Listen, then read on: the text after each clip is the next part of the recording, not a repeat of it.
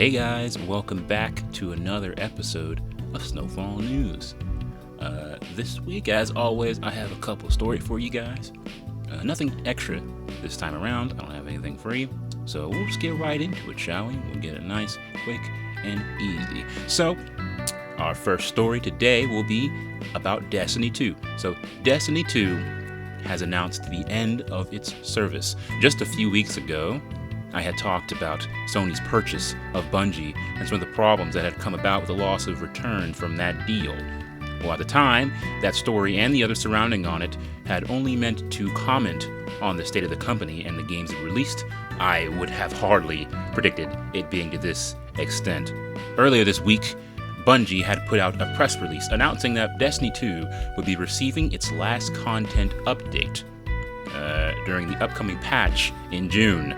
The update is featured to be a love letter to fans, giving them a number of different requests they've had over the years in one big send-off for the game. For many Destiny fans, this came off as a rather big shock. Many had known the game was going through what they described as a rough patch, but none of them had thought it would be the end of the game as they had known it. Many of them had shared devastated feelings on social media, as by this point, the game had been going on for over a decade. You know, I really do feel for them. I think if I had experienced Final Fantasy 14 going down, my real main game I played for so long, for so many years, I'd be in a very similar situation. So I feel that, although, funny enough, I've had people who I've talked to about Destiny don't seem too sad, but anyway, that's not about that. Right, so for many Destiny fans, it came as a rather big shock. They know that the game was coming in a rough patch, but none of them had thought it would be the end of the game as they had known it. Many of them had shared devastated feelings on social media, as by this point, the game had been going on for over a decade. Additionally, there had been reports, including some by Paul Tassi, that claimed a lot of the internal team hadn't even been aware of the game being shut down until very recently, and others saying there would be even more layoffs to come, after the ones that had hit the team previously from Sony and the merger itself. Of course, looking at the bigger picture, with Destiny 2 being unceremoniously sunsetted, it would mean that Bungie, their only big IP at this time, would be just Marathon. And while the game has been received positively for the most part by fans, it has nowhere near the same popularity pool as the looter shooter. Other developers also came out to give their regards to the team in shutting down, including lead developers of the game like The Division. But the reality of what has happened to Destiny 2 is something that you really can never look away from or deny. Some of these live service games that have been around forever might simply not be around one day. They may not go the way of many of the original MMOs, which in some capacity have continued to go on and find success, like World of Warcraft, or even, this is a surprise for me as well, EverQuest, where these games manage to keep the lights from shutting off, even when player retention is going down. Recently there was a report about Final Fantasy 11, actually. They expected a lot of players to leave that game, but it's actually been growing, partly due to the collapse of 14 and access to the game in general. So a lot of those games have actually found a niche for themselves.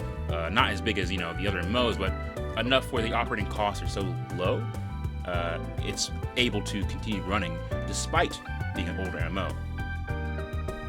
But I think it's telling more of the way Bungie as a whole ended up getting caught up more in the politics of the gaming world than had anything to do with the direct quality of the game itself. While it could stay afloat and appeal to the people it serviced, the demands of the overlords above it wanted to prove its value first and foremost. There are many other games that ended up in that sort of spot that might have been able to keep going if they had been kept in the right hands and managed by the right people. It frames a company as simply being yet another casualty in the grand scheme of things. Where they go next, it's hard to say. There are some rumors of a Destiny 3, and they may simply invest the manpower into Marathon, or maybe go a third route.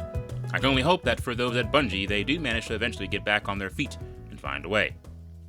Next up, a Steam game came packaged with malware just in time for the summer sale. I think a factor that has a lot to do with the modern landscape of gaming is the sheer size that many online stores have become. It's part of the reason why indie developers have become so prominent, is that it's actually fairly easy to be able to get a game up on the storefronts, at least compared to how it was in the past. This has naturally led to a lot of shovelware and low-quality titles being consistently uploaded, and one many people point to first and foremost being the Nintendo eShop. But for a variety of factors, while they try to keep the store as clean as they can, the shop where it actually can be the most dangerous is on the Steam store. primarily being that games are downloaded not to a proprietary piece of hardware, but your own personal computer. A fact that many have taken advantage of in the past for a number of different reasons. One that has happened again, where recently a Steam game by the name of Beyond the Dark was used to steal personal data and also to steal cryptocurrency. Originally, it went by an entirely different name called Rodent Race, but the account of the developer had been hacked, and subsequently, the entire game and page for the game were changed. Using AI, they have managed this turnaround and began immediately injecting malware into the game's directory. Of course, the game was taken down very shortly after by Steam, but it exploited a fairly known flaw in Steam security, which is that patches are under less scrutiny than games getting put on the store itself. I would imagine that in the future, probably Steam will be looking more into this rather blatant security flaw. Apparently in the past, this, like I said, this has happened a few times, where a lot of games have used that sort of patching system to hack developers' accounts.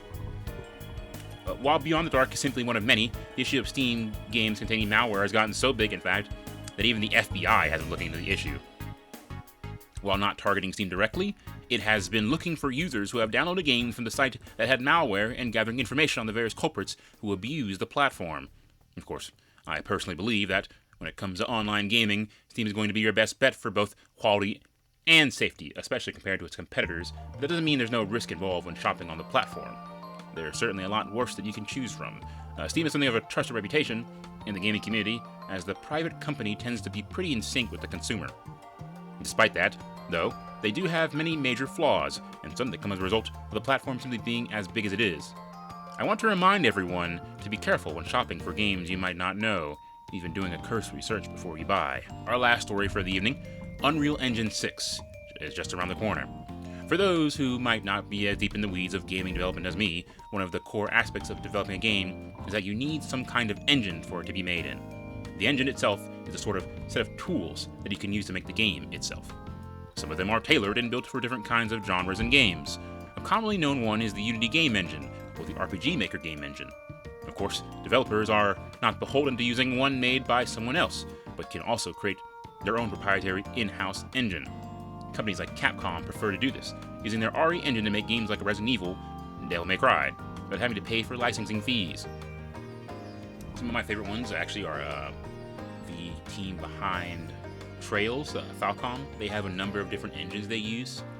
They usually upgrade them after a while, and the engine can have a lot of different effects on it, particularly how well the game feels to play sometimes, or the graphics that are possible. That's kind of thing whenever you make your own proprietary engine, like your own in-house one. You need to upgrade it every now and then.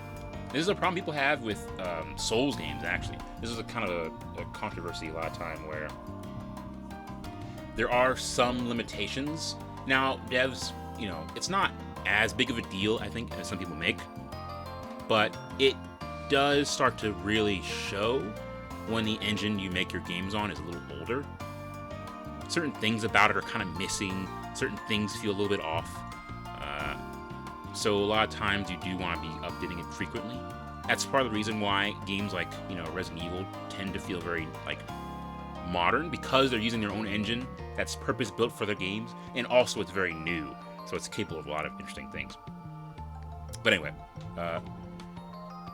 Unreal Engine itself is sort of the premier service in this regard, with many developers choosing to use it for a variety of different reasons, including the amount of support it has, and the ubiquitous nature of it. It also happens to be developed by Epic Games, who is largely known for their massive live service title, Fortnite. In a trailer showing off Rocket League, they announced that Unreal Engine 6 will be coming out very soon, likely either in 2027 or 2028. However, in some circles, Unreal Engine itself has some degree of controversy amongst developers. For the most part, these tend to come from the engines rather than consistent art style. Games made with Unreal Engine usually have a graphics that like to lean into a very similar look, and that has created a swath of games that are a bit homogeneous in that department. In addition, it is also known that Unreal Engine itself tends to be a rather heavy software, with games made in the framework having issues with optimization. However, despite all these problems, some of the most popular games on the market are usually made in this engine, including titles from Final Fantasy VII Remake to Expedition 33, even Gears of War. Whether some other titles will make the switch to this new version of the engine, or continue to use older version, will need to be seen. But it's certainly of note that knowing a large portion of the next generation of games will likely be made in this new and improved version. And that's it for this week's Snowfall news. I had a good time at WonderCon, my first anime convention, so that is why things are yet again still a little behind schedule. But as I'm not busy, we should be going back to normal. So I'll see you guys next time on the next episode of Snowfall News. Bye, guys.